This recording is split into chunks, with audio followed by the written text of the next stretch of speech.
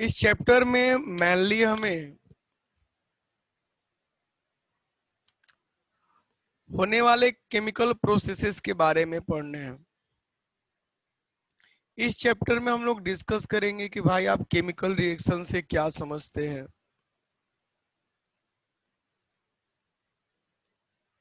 हमारे रोज के दिनचर्या में होने वाले कुछ केमिकल चेंजेस के बारे में बताएं।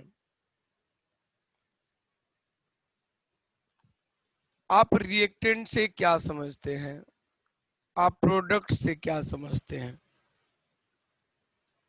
केमिकल रिएक्शंस के दौरान होते क्या हैं, हमें इसका भी डिस्कशन करना है। फिर हम लोग कुछ कैरेक्टरिस्टिक्स पढ़ेंगे, केमिकल रिएक्शंस के कैरेक्टरिस्टिक्स। केमिकल रिएक्शंस के कैरेक्टरिस्टिक्स से तात्पर्य है कि केमिकल रिएक्शन के दौरान आप किन किन चीजों को ऑब्जर्व करते हैं, उस ऑब्जर्वेशंस पे हमें फोकस करना है।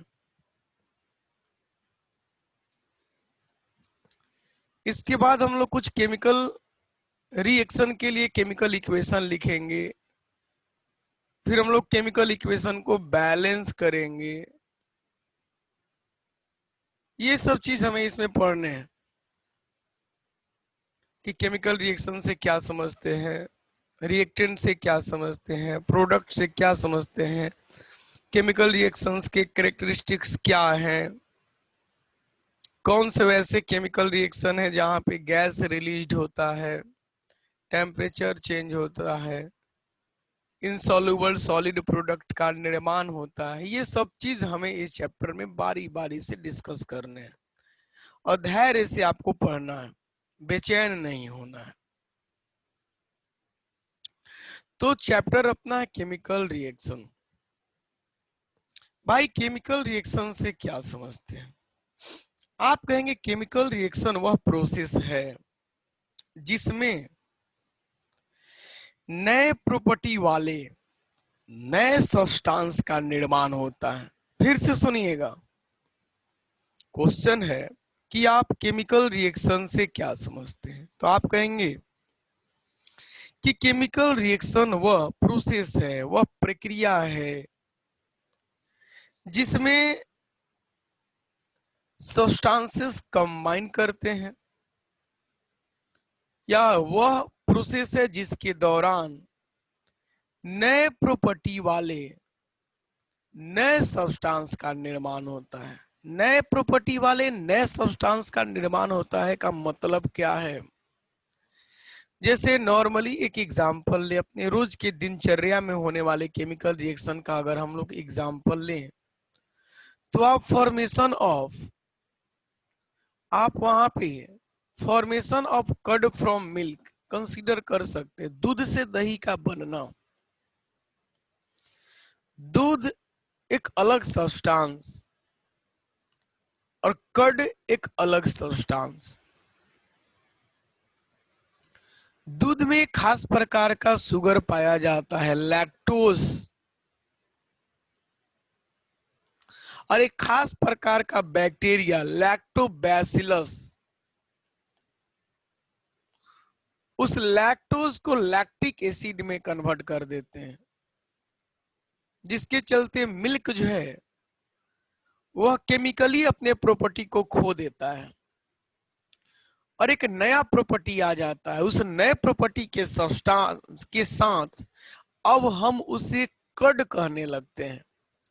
यानी कि जब तक लैक्टोज था तो मिल्क, और जैसे ही लैक्टिक एसिड में जब कन्वर्ट हो जाता है लैक्टोज, तो मिल्क का प्रॉपर्टी ही चेंज कर जाता है और वह कर्ड कहलाने लगता है। तो इस तरह से किसी भी सब्सटेंस का केमिकल प्रॉपर्टी चेंज कर जाता है। कब? जब उसके साथ कोई केमिकल रिएक्शन होता है तब। तो हमने कहा केमिकल रिएक्शन वह प्रोसेस है, वह प्रक्रिया है जिसके दौरान नए सब्सटेंस वाले नए प्रॉपर्टी वाले नए सब्सटेंस का निर्माण होता है। बहुत सारा एग्जाम्पल है, जैसे राइपनिंग ऑफ फ्रूट्स, फ्रूट्स का पकना, it is the result of chemical reaction. Chemical reaction या केमिकल प्रोसेस का एक खास कैरेक्टरिस्टिक्स यह भी है कि इरिवर्सिबल होता है, यानी कि अगर मिल्क दही में कन्वर्ट हो जाए और आप चाहे कि हम दही से पुनः मिल्क को ऑब्टेन कर लें, तो ये पॉसिबल नहीं है। क्यों? क्योंकि curd is the result of chemical reaction, curd is the result of chemical reaction. Digestion of fruits is the digestion of food is the result of chemical reaction. A ripening of fruits is the result of chemical reaction. Rusting of iron is the result of chemical reaction. तो rusting of iron हमने कहा, iron का जंग लग जाना। Iron air के oxygen और moisture के साथ रिएक्ट करता है, जिसके चलते उसके ऊपर एक लेयर चढ़ जाता है जिसको हम रस्ट कहते हैं। तो आयरन का रस्टिंग भी एक केमिकल रिएक्शन का रिजल्ट है। तो हमारे दिनचर्या में होने वाले बहुत सारे आपको इसे एग्जाम्पल मिल जाएंगे जिसे आप रिजल्ट ऑफ केमिकल रिएक्शन कह सकते हैं। तो हमने कहा केमिकल रिएक्शन वह प्रोसेस है जिसके दौरान नए प्रॉपर्टी वाले नए सब्सटेंस का निर्माण होता है। जैसे एग्जाम्पल के तौर पे अगर सिंपल सा एक उदाहरण लें तो आप ये रिएक्शन जरूर पढ़े होंगे, हाइड्रोजन प्लस ऑक्सीजन, ये दो सब्सटेंस हैं। जब ये केमिकली कंबाइन करते हैं, जब ये केमिकली कंबाइन करते हैं तो बनता है वाटर। थोड़ा ध्यान रखिएगा, हर रिएक्शन के लिए खास टेम्परेचर और प्रेशर होना चाहिए। कोई भी रिएक्शन का अपना एक क्रिटिकल कंडीशन होता है। एक खास कंडीशन में दो सब्सटेंस कंबाइन करते हैं, एक खास टेम्परेचर और प्रेशर पे दो सब्सटेंस कंबाइन करते हैं। तो जब हाइड्रोजन और ऑक्सीजन को उनका क्रिटिकल कंडीशन प्रोवाइड किया जाता है तो वे केमिकली कंबाइन करते हैं और वाटर का निर्माण कर लेते हैं। अगर आप क्रिटिकल कंडीशन प्रोवाइड नहीं करेंगे तो ये रिएक्शन पॉसिबल नहीं है। अगर हर टेम्परेचर हर प्रेशर पे ये रिएक्शन होना होता तो हमारे एटमॉस्फेयर में जितने भी हाइड्रोजन और ऑक्सीजन हैं सब कंबाइन करके वाटर का निर्माण कर लेते हैं, लेकिन ऐसा नहीं होता।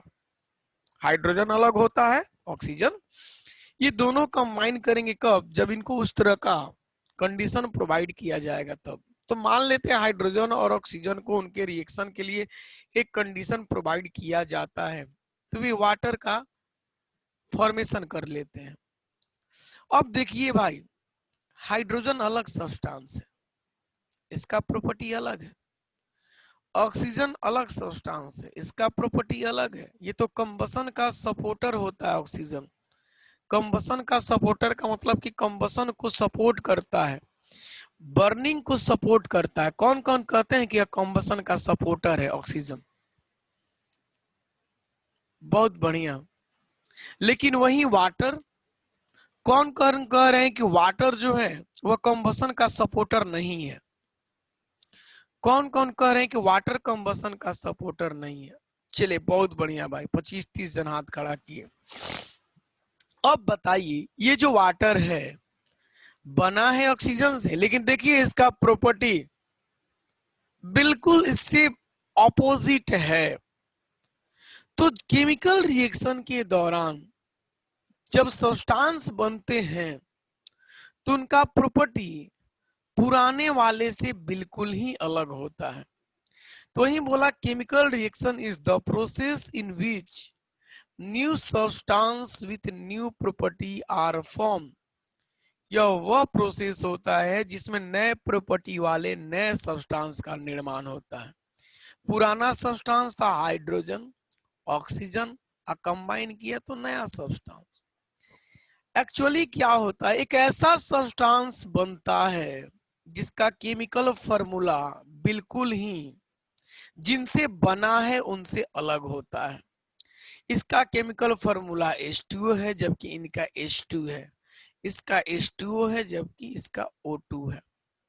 तो नए सब्सटेंस जो बनते हैं उनका फॉर्मूला ही, केमिकल फॉर्मूला ही जिनसे बने हैं उनसे अलग होते हैं। जैसे अगर मैं आपसे कहूं कि आइस का पिघलना, कौन कौन कह रहे हैं कि आइस, बर्फ और वाटर दो अलग अलग सब्सटेंस है? कौन कौन कह रहे हैं आइस और वाटर दो अलग अलग सब्सटेंस है? कौन कौन कह रहे हैं आइस और वाटर दो अलग अलग सब्सटेंस है, केमिकल सब्सटेंस है? कौन कौन कह रहे हैं? चलिए देखते हैं। कुछ जन बोले कि भैया आइस और वाटर दो अलग अलग केमिकल सब्सटेंस है।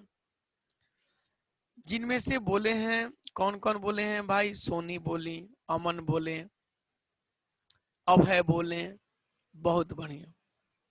यही सब तो समझना है, यही सब समझना है, गड़बड़ हो जाएगा नहीं तो। हम कहेंगे नहीं भैया जी, आइस और वाटर दो सेम सब्सटेंस है। क्यों? क्योंकि इसका भी केमिकल फॉर्मूला H2O और इसका भी केमिकल फॉर्मूला H2O। अंतर बस इतना ही है कि दोनों का फिजिकल स्टेट अलग अलग है। ये सॉलिड है और ये लिक्विड है।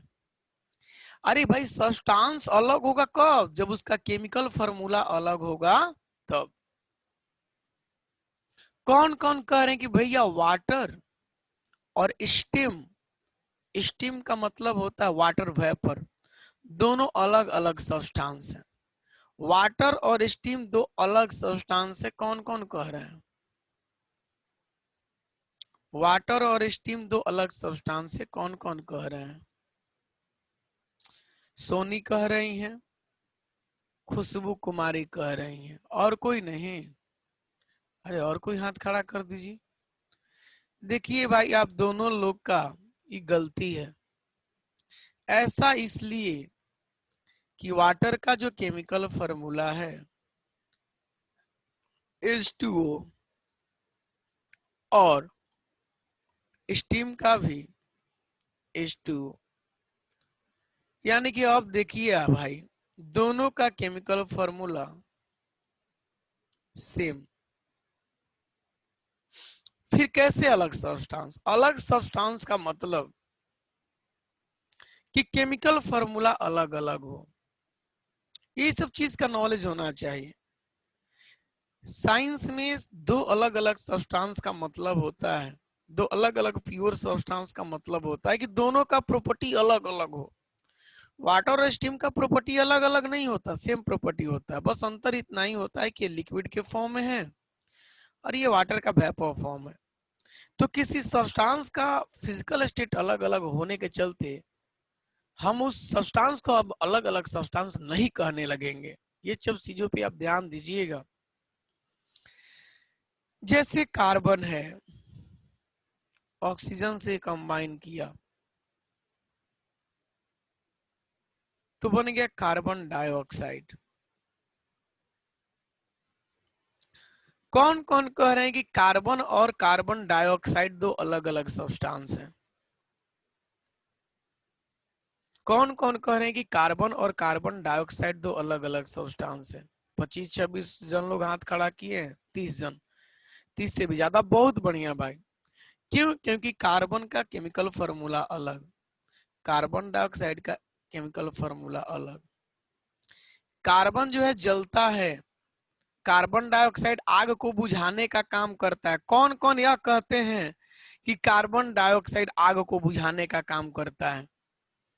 कार्बन डाइऑक्साइड आग बुझाने का काम करता है। चलिए 28-29 जन, बहुत बढ़िया। याद रखिएगा, याद रखिएगा। जो चीज आपको नहीं मालूम है केमिस्ट्री में और अगर हम एक्स्ट्रा बता रहे हैं तो याद रखिएगा, कार्बन डाइऑक्साइड जो आप घर में फायर एक्सटिंग्विशर यूज करते हैं, एक्चुअली उससे कार्बन डाइऑक्साइड ही निकलता है। और जो इलेक्ट्रिसिटी का फायर होता है उसको बुझाने के लिए इसी गैस का यूज किया जाता है। ये आप कंबसन एंड फ्लेम 8वां क्लास में पढ़े थे। बताइए, तो ये आग को बुझाता है और ये आग का सपोर्टर है, फायर का सपोर्टर है, और ये फायर का सपोर्टर नहीं है। जबकि ये बना किससे है? ऑक्सीजन से। तो बताइए, ये बना ऑक्सीजन से, लेकिन इसका प्रॉपर्टी इससे बिल्कुल ही अलग है। तो यही है केमिकल रिएक्शन। केमिकल रिएक्शन के दौरान जो सब्सटेंस बनते हैं उनका प्रॉपर्टी, उनका फॉर्मूला पुराने वाले सब्सटेंस से बिल्कुल अलग होता है। केमिकल रिएक्शन के दौरान जो सब्सटेंस बनते हैं उनका प्रॉपर्टी, उनका फॉर्मूला पुराने वाले से बिल्कुल अलग होता है। उसी तरह से जैसे नाइट्रोजन प्लस हाइड्रोजन रिएक्ट करते हैं तो एक अलग सब्सटेंस बनता है, अमोनिया। इसका फॉर्मूला है NH3, इसको बोलते हैं अमोनिया। धीरे धीरे सब याद होगा आपको। चलिए भाई, ये भी नॉर्मल फॉर्म रिएक्शन है, इसको याद भी रखिएगा। नाइट्रोजन और हाइड्रोजन कंबाइन करते हैं तो बनता है अमोनिया। क्या बनता है? अमोनिया। ये जो सब्सटेंस है अमोनिया, इसका प्रॉपर्टी बिल्कुल इससे अलग होता है। इसका प्रॉपर्टी बिल्कुल हाइड्रोजन से अलग होता है, इसका फॉर्मूला भी इन दोनों से अलग होता है। तो केमिकल रिएक्शन क्या है? आप कहेंगे केमिकल रिएक्शन वह प्रोसेस है जिसके दौरान नए प्रॉपर्टी वाले नए सब्सटेंस का निर्माण होता है। The process in which new substance with new properties are form is defined as chemical reaction. आप इसका थोड़ा स्क्रीनशॉट लीजिएगा फास्ट। केमिकल रिएक्शन वह प्रोसेस है जिसके दौरान नए प्रॉपर्टी वाले नए सब्सटेंस का निर्माण होता है। जैसे एग्जाम्पल के तौर पे हमारे रोज के दिनचर्या में होने वाले कुछ केमिकल रिएक्शन का रिजल्ट या केमिकल रिएक्शन का example, souring of milk, milk का खट्टा हो जाना, या formation of curd from milk, या digestion of food in our body is the result of chemical reaction. Cooking of food, chemical reaction. Rusting of iron, chemical reaction. Burning of fuels, किसी भी substance का जलना, fuels को छोड़िए ना, किसी भी सब्सटेंस का जलना एक केमिकल रिएक्शन कहलाएगा। क्योंकि कोई भी सब्सटेंस जलता है तो एक्चुअली उसमें मौजूद जो कार्बन होते हैं वे जलते हैं और कार्बन डाइऑक्साइड गैस का निर्माण करते हैं।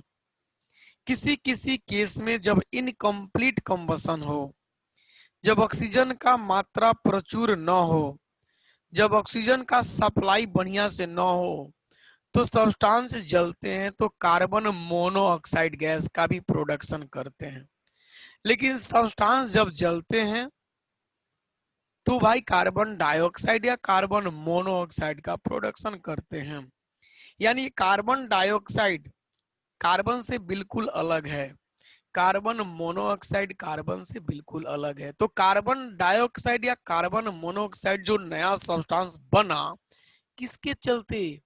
Burning of substance, burning of fuels. इसलिए हम इसे केमिकल प्रोसेस के रूप में कंसीडर करते हैं।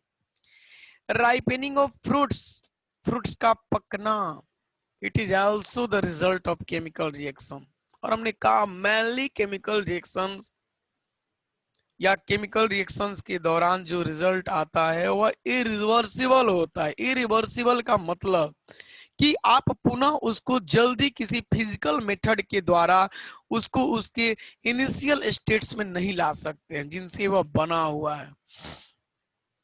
आयरन का रस्ट तैयार हो जाए, आयरन का रस्टिंग हो जाए और आप चाहें कि प्योर आयरन ऑब्टेन कर लें, ये पॉसिबल नहीं है। कोई कागज को आप जला लीजिए और कहिए कि जले हुए पोर्शन से हम पुनः कागज बनाना चाहते हैं, इट इज नॉट पॉसिबल। आप लकड़ी को जला के कहें कि ना ना हमको फिर से लकड़ी चाहिए, इट इज इम्पॉसिबल। आप फ्रूट्स को, कच्चे फ्रूट्स हैं वो पक जाएं और कहें कि ना ना पुनः हमको कच्चा फ्रूट चाहिए, इन्हीं से चाहिए, तो ये आपका जिद पागलपन कहलाएगा। ये जिद आपका क्या कहलाएगा? पागलपन। किसी के सामने अगर कहिएगा कि ना ये फ्रूट्स पक गया, ना ना ना हम इसको पुनः कच्चा करना चाहते हैं, तो जानते हैं क्या कहेगा? पगला गए हैं का? यानी कि कहेंगे कि आपका जो माइंड है वो क्रैक कर गया है, ऐसा बोलेंगे। Digestion of food in our body, हम खाना खाते हैं और वह डाइजेस्ट हो जाता है, कहिएगा ना ना ना डाइजेस्टेड फूड से हम पुनः जो भोजन को हम डाइजेस्ट किए हैं उस भोजन को देखना चाहते हैं, तो वह भी पागलपन ही कहलाएगा।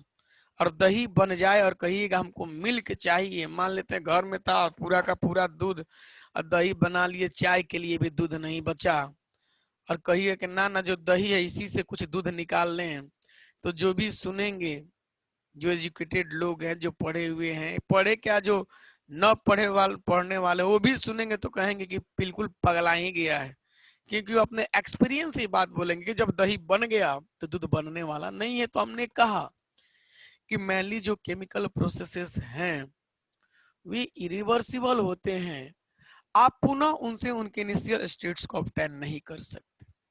तो आप इसका थोड़ा स्क्रीनशॉट लीजिएगा, आपके सामने बहुत सारा एग्जांपल अगर ढूंढिएगा तो इनफाइनाइट अनगिनत एग्जांपल लिख सकते हैं केमिकल रिएक्शन का, अनगिनत। ये बहुत बढ़िया हमने पॉइंट लिख रखा है, इसको थोड़ा हम समझाएंगे। केमिकल रिएक्शन के दौरान एक्चुअली होता क्या है? तो आप कहेंगे नया सब्सटेंस बनता है। ये नया सब्सटेंस बनता कैसे है? तो पुराने वाले जो सब्सटेंस होते हैं ना, पुराने वाले जो एलिमेंट होते हैं उनके एटम्स के रीअरेंजमेंट के चलते बनता है। एटम्स के रीअरेंजमेंट का मतलब क्या होता है? जैसे कि ये हाइड्रोजन है, यहाँ पे ऑक्सीजन है और बनता है H2O, बना H2O। तो आप कहिएगा भैया ऐसा नहीं होता कि हम हाइड्रोजन ऑक्सीजन को एक डब्बा में मिक्स कर दिए तो बन गया वाटर, ना ना, हमें इस रिएक्शन के लिए एक खास कंडीशन, खास टेम्परेचर और प्रेशर देना होता है। लेबोरेटरी में ऐसा कंडीशन प्रोवाइड किया जाता है, और उस कंडीशन में ये जो हाइड्रोजन के मॉलिक्यूल्स हैं, हाइड्रोजन का एक मॉलिक्यूल हाइड्रोजन के दो एटम में टूट जाते हैं। क्योंकि आप 9th क्लास में पढ़े हैं, 9th क्लास में क्या पढ़े हैं कि मॉलिक्यूल डायरेक्ट रिएक्ट नहीं करता, एटम्स रिएक्ट करते हैं। 9th क्लास में पढ़े थे कि atoms are the smallest particle of a substance that participate in chemical reaction but does not exist in free state, 9th में पढ़े थे। और वही मॉलिक्यूल के बारे में पढ़े थे कि molecule is the smallest particle of a substance that exist in free state but does not participate in chemical reaction. Molecule reaction में भाग नहीं लेता, एटम रिएक्शन में भाग लेता है। यानी कि हमने H2 और O2 को रखा और जब एक खास टेम्परेचर और प्रेशर प्रोवाइड किया तो ये हाइड्रोजन का जो मॉलिक्यूल है, हाइड्रोजन के दो एटम में टूट जाते हैं, और ऑक्सीजन का जो एक मॉलिक्यूल है, ऑक्सीजन के दो एटम में टूट जाते हैं, और उसके बाद इनके एटम्स का रीअरेंजमेंट होता है। रीअरेंजमेंट का मतलब कि हाइड्रोजन के दो एटम ऑक्सीजन के एक एटम के साथ कंबाइन करते हैं तो यह मॉलिक्यूल बना लेते हैं H2O, जिसको हम वाटर मॉलिक्यूल बोलते हैं। यानी कि अगर हम केमिकल रिएक्शन के अंदर घुस जाएं तो आप कहेंगे एक्चुअली केमिकल रिएक्शन के दौरान क्या होता है? तो कंबाइनिंग जो एलिमेंट्स होते हैं, जो एलिमेंट्स रिएक्शन में भाग लेते, एक्चुअली उनके एटम्स का रीअरेंजमेंट होता है, उनके एटम्स का रीअरेंजमेंट, और एटम के रीअरेंजमेंट से नए नए फार्मूला वाले नए नए सब्सटेंस का निर्माण होता है, नए नए फार्मूला वाले नए नए सब्सटेंस का निर्माण होता है। जैसे हमने एग्जाम्पल के तौर पे आपको दिया, एग्जाम्पल के तौर पे दिया कार्बन प्लस ऑक्सीजन।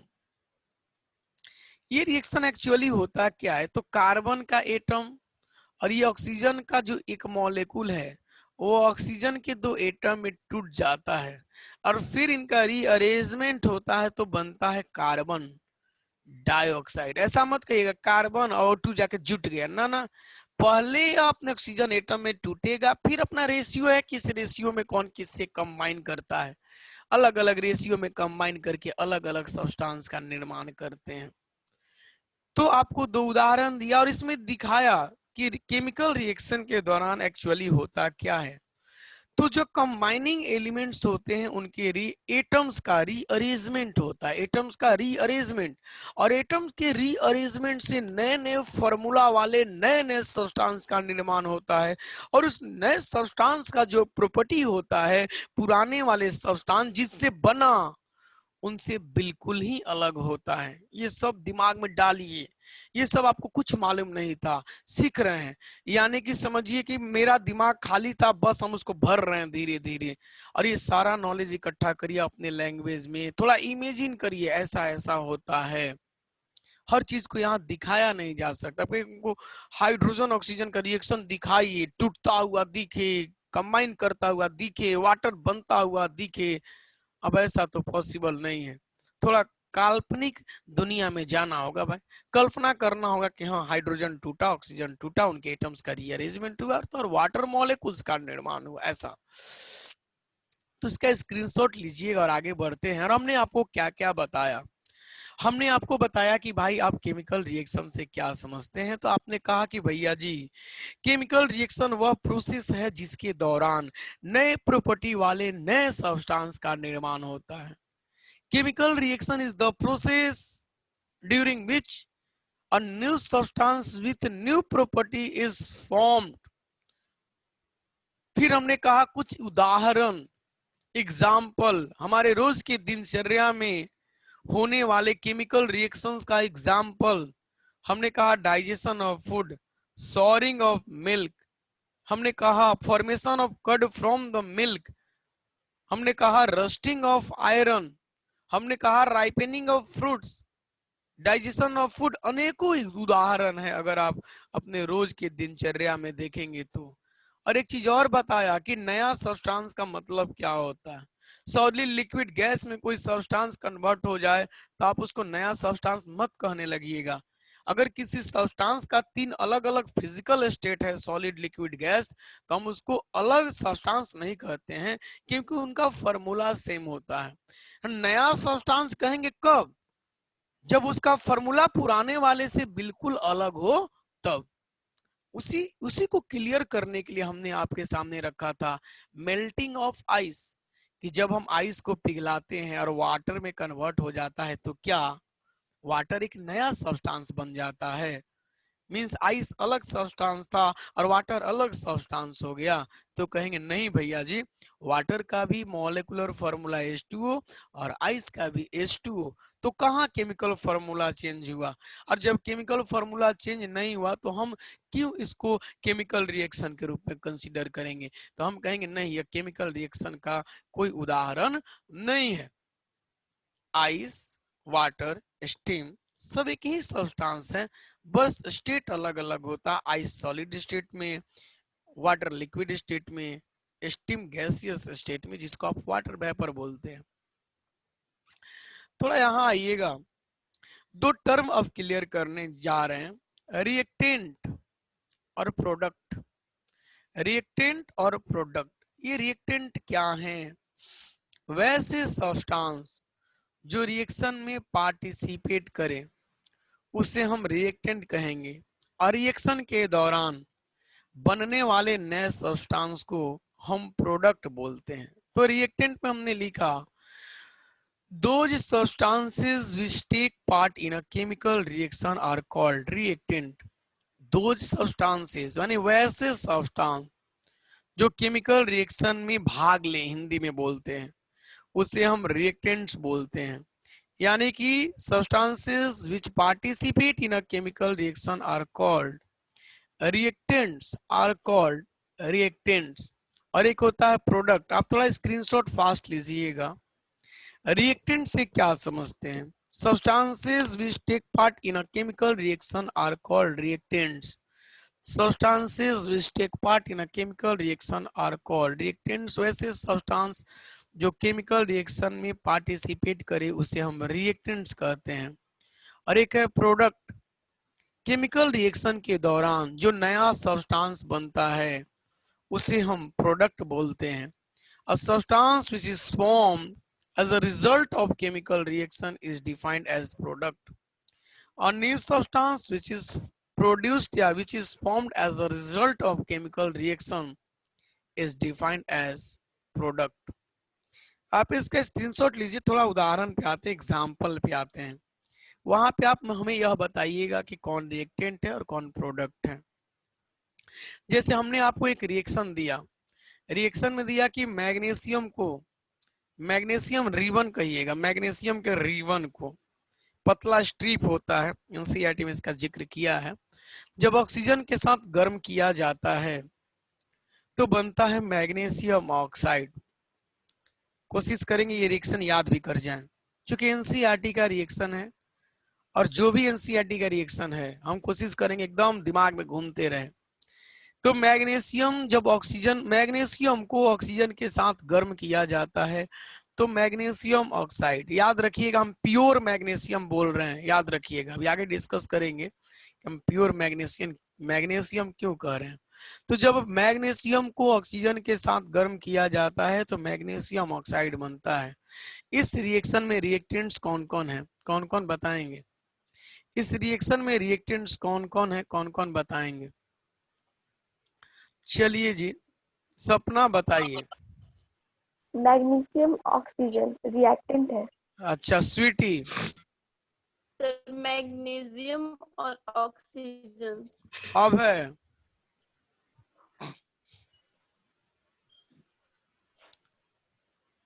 कहा जी, नींद में है का? प्रखर, मैग्नीशियम और ऑक्सीजन। रोशन, मैग्नीशियम रिबन और ऑक्सीजन भी है। Product magnesium oxide. चलिए भाई, Amisha, magnesium plus oxygen sir. Tijara, sir reactant magnesium और oxygen, product magnesium oxide. OCDPS, magnesium और ऑक्सीजन रिएक्टेंट है और मैग्नीशियम ऑक्साइड प्रोडक्ट है। चलिए बिल्कुल सही है। आपने कहा रिएक्शन में पार्टिसिपेट कौन किए, तो मैग्नीशियम और ऑक्सीजन, तो ये रिएक्टेंट हो गए। और रिएक्शन के दौरान बना क्या, तो आप कहेंगे प्रोडक्ट के रूप में बना मैग्नीशियम ऑक्साइड। आप इस एरो को देखेंगे, एरो, इस ये एरो हमेशा प्रोडक्ट की तरफ होता है, याद रखिएगा, प्रोडक्ट की तरफ। आप थोड़ा इसका जल्दी से स्क्रीनशॉट लीजिएगा, थोड़ा फास्ट।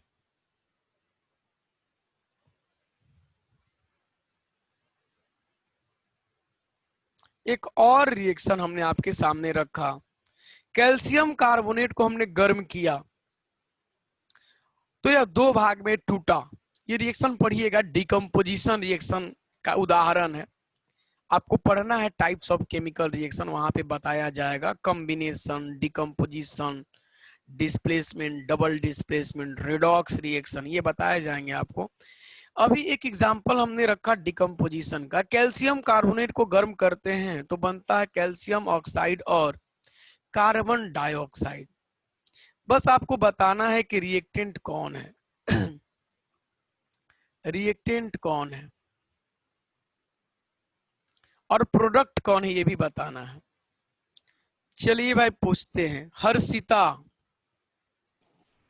भैया कैल्शियम ऑक्साइड और कार्बन डाइऑक्साइड रिएक्टेंट है और कैल्शियम कार्बोनेट प्रोडक्ट है। बहुत बढ़िया। Manish Singh, DK Carmel. Calcium oxide plus carbon dioxide reactant है और कैल्शियम प्रोडक्ट है, calcium carbonate. Calcium carbonate product है, बहुत बढ़िया। फिरदौस। भैया calcium oxide plus carbon dioxide ये है रिएक्टेंट और कैल्शियम कार्बोनेट ये है product. Suman Sinha. Sir calcium oxide plus carbon dioxide reactant है और कैल्शियम कार्बोनेट सुभद्रा। प्रोडक्ट है। कैल्शियम ऑक्साइड और कार्बन डाइऑक्साइड रिएक्टेंट है और कैल्शियम कार्बोनेट रोशन। भैया कैल्शियम कार्बोनेट रिएक्टेंट्स है और कैल्शियम ऑक्साइड और कार्बन डाइऑक्साइड प्रोडक्ट है। गौरव जिम्पल। भैया कैल्शियम कार्बोनेट रिएक्टेंट है, कैल्शियम ऑक्साइड और कार्बन डाइऑक्साइड प्रोडक्ट है। Sonu DK Carmel. भैया कैल्शियम कार्बोनेट रिएक्टेंट्स है और calcium oxide plus carbon dioxide product है। आशुतोष। कैल्शियम कार्बोनेट रिएक्टेंट और calcium oxide plus carbon dioxide product. Rahul new era. Calcium carbonate reactant है और कैल्शियम ऑक्साइड और कार्बन डाइऑक्साइड प्रोडक्ट है। पंकेश। कैल्शियम कार्बोनेट रिएक्टेंट है, calcium oxide and carbon dioxide product है। अभिषेक DAV. Calcium carbonate reactant है, calcium oxide और carbon dioxide. बिल्कुल सही। देखिए भाई, एक समय के बाद आंसर पूरा ही चेंज कर गया। दो प्रकार से लोग सोचे। कुछ लोग क्या सोचे कि ये रिएक्टेंट है और ये प्रोडक्ट है, जो कि गलत सोचे। और कुछ लोग सोचे कि ये रिएक्टेंट है और ये दोनों प्रोडक्ट है, वो सही सोचे। अरे भाई, रिएक्शन में शामिल कौन है? Calcium carbonate. इसको गर्म किए तब हमने ऐसा कहा कि जहां दो हो उसको रिएक्टेंट बोल देंगे। हमने तो ऐसा नहीं कहा कि जिस तरफ दो गो दिख जाए सब्सटेंस उसको रिएक्टेंट बोल दीजिए। नहीं, रिएक्टेंट में भाई सिंगल भी हो सकता है, डबल भी हो सकता है, ट्रिपल सब्सटेंस भी हो सकता है। हमने इसको ना गर्म किया और इसको गर्म किया तो इसका रिजल्ट हमको देखने को मिला कि दो भाग में टूट गया। और इस एरो को भी देखिए, हमने ये भी कहा था कि ये एरो जिधर हो वह प्रोडक्ट को दर्शाता है। तो बताइए, कार्बन डाइऑक्साइड कैल्शियम ऑक्साइड और कार्बन डाइऑक्साइड ये प्रोडक्ट है और ये जो आपका है रिएक्टेंट है। यहाँ पे थोड़ा प्रोडक्ट कर लीजिएगा, प्रोडक्ट। तो ये हम जान रहे थे, जानबूझ के हमने दिया, जान रहे थे गड़बड़ करेंगे। हर साल देते हैं, हर साल लोग कुछ ना कुछ गड़बड़ कर देते हैं, क्योंकि लोग दो तरह से सोचते हैं। अब गड़बड़ नहीं करिएगा आप, मेरे को मालूम है। थोड़ा स्क्रीनशॉट लीजिएगा फास्ट।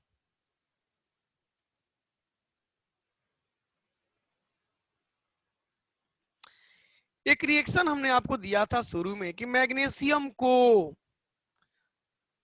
और कहा था मैग्नीशियम रिबन को ऑक्सीजन के साथ गर्म किया जाता है तो मैग्नीशियम ऑक्साइड बनता है।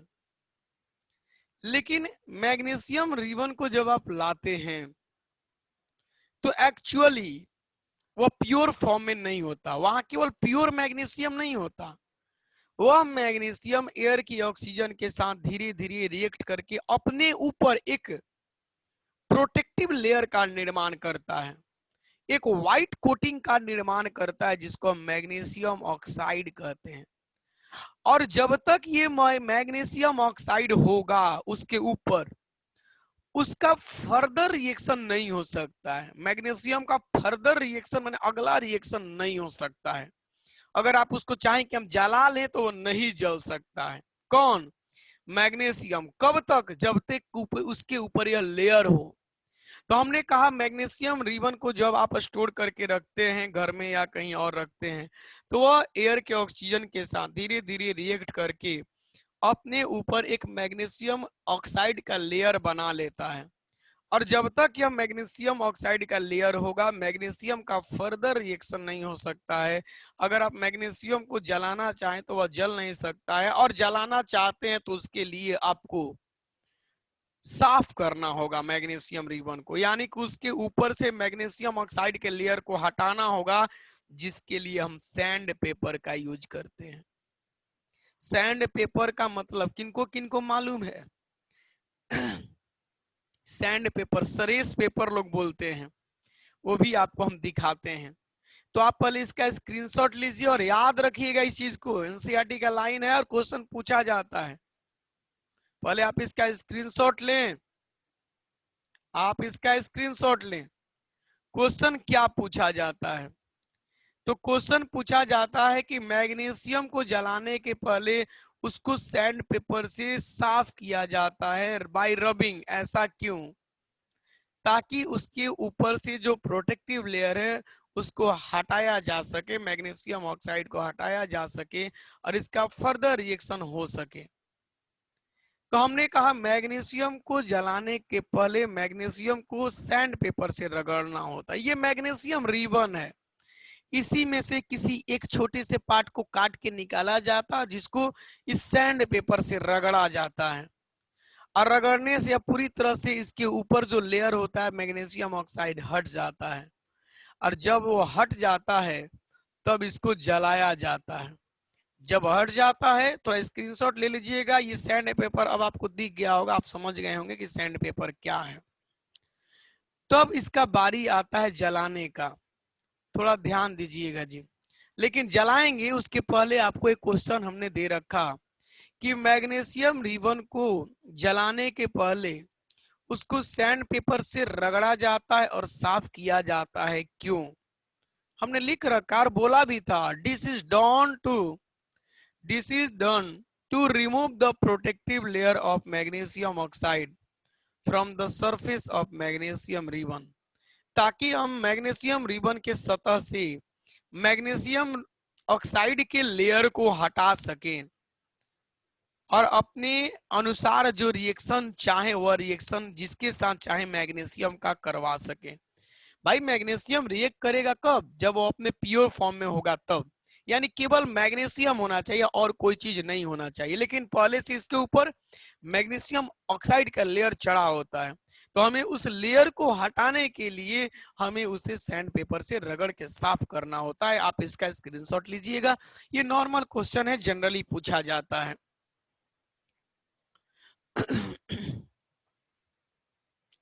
जब हम चैप्टर पढ़ा दे खत्म हो जाए तब एनसीईआरटी को लाइन बाय लाइन पढ़ें। एनसीईआरटी को लाइन बाय लाइन पढ़ें और उसके टेक्स्ट क्वेश्चन को, एक्सरसाइज क्वेश्चन को जरूर बनाए। कब? जब हम चैप्टर यहां से खत्म करें तब आपको क्लियरली समझ में आएगा, क्योंकि आपके पास 90% चीज आ जाता है। 10% बचे खुचे होते तो अभी पढ़ते हैं तो अभी आपके दिमाग में 100% कवर होता है। तो हम जैसे दवा कहे वैसे खाइए, अपना दिमाग लगाइएगा और बीमार पड़ जाइएगा।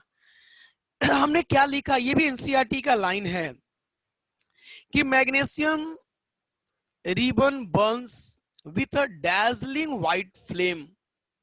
डैजलिंग व्हाइट फ्लेम का मतलब होता है चमकीला, जिसमें बहुत ज्यादा ब्राइटनेस हो, उस तरह के व्हाइट फ्लेम के साथ यह जलना चालू करता है और जलने के बाद यह व्हाइट पाउडर में कन्वर्ट हो जाता है। याद रखिएगा ये सब चीज कि मैग्नीशियम को जलाने के बाद जिस पाउडर में कन्वर्ट होता है उस पाउडर का कलर कैसा होता है, तो व्हाइट।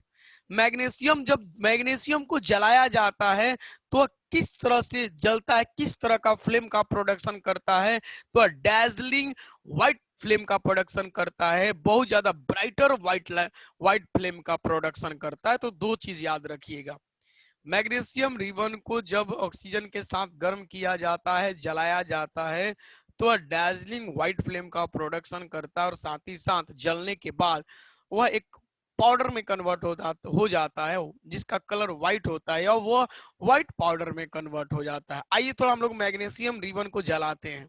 यहाँ देखिएगा एक्सपेरिमेंट कुछ लोग मिल के कर रहे हैं, थोड़ा ध्यान दीजिएगा। अभी इनिशियल स्टेज नहीं है। अब हाँ, मैग्नीशियम रिबन को ले गया, देखिए जलने के बाद यह डैजलिंग व्हाइट फ्लेम का प्रोडक्शन किया। जलने के बाद ये डैजलिंग व्हाइट लाइट, बहुत ब्राइट और व्हाइट लाइट का प्रोडक्शन किया। अब आप इसको नहीं बोल सकते हैं। और ये एनसीईआरटी का डायग्राम है जो आपको बुक में मिल जाएगा। इसमें दिखाया गया कि जलाने के बाद मैग्नीशियम रिबन को, ये मैग्नीशियम रिबन है, जलाने के बाद यह जो पाउडर में कन्वर्ट हो रहा है उसको इस वाच ग्लास के अंदर स्टोर करके रखा जा रहा है और इसका कलर देखिए व्हाइट कलर दिखाया गया है। तो आप इसका भी स्क्रीनशॉट ले लें और अब आप इसको कभी नहीं भूल पाएंगे, क्योंकि देख लिए कि मैग्नीशियम रिबन को जब हम जलाते हैं तो वह डैजलिंग व्हाइट फ्लेम का प्रोडक्शन करता है, ब्राइटर व्हाइट फ्लेम का प्रोडक्शन करता है, और जलने के बाद वह व्हाइट पाउडर में कन्वर्ट हो जाता है, व्हाइट पाउडर में कन्वर्ट हो जाता है। चलिए भाई 1 मिनट रुकिएगा, आपको हम कुछ रिएक्शन दे रहे हैं, आपको बताना है रिएक्टेंट कौन है, प्रोडक्ट कौन है। क्लास मत छोड़िए आप लोग भाई, सब याद हो जाएगा। कौन कौन बताएंगे इसमें रिएक्टेंट कौन है, प्रोडक्ट कौन है? नीतीश,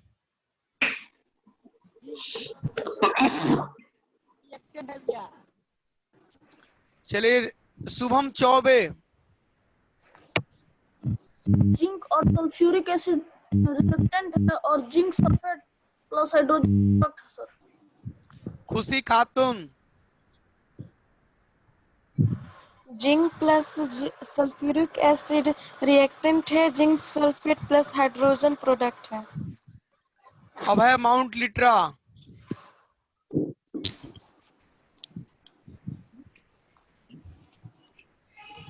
सपना, zinc plus sulphuric acid reactant है और zinc sulphate plus hydrogen product. Pallavi, zinc and sulphuric acid reactant और जिंक सल्फेट और hydrogen product. Aditya Raj, zinc plus sulphuric acid reactant है, zinc sulphate plus hydrogen product. बहुत बढ़िया भाई, और लोग से भी पूछा जाएगा। सही बोले हैं बिल्कुल। थोड़ा इसका देखिए, ग्लूकोज को ऑक्सीजन के साथ जलाया गया तो carbon dioxide, water, carbon dioxide water plus, थोड़ा यहाँ छूट गया है, कार्बन डाइऑक्साइड। चलिए भाई, कौन कौन रिएक्टेंट हैं?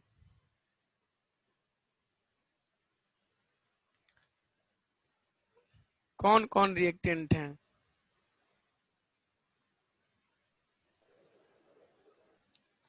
Om Prakash, carbon dioxide plus water plus CO2 ये प्रोडक्ट है। अच्छा। निशांत,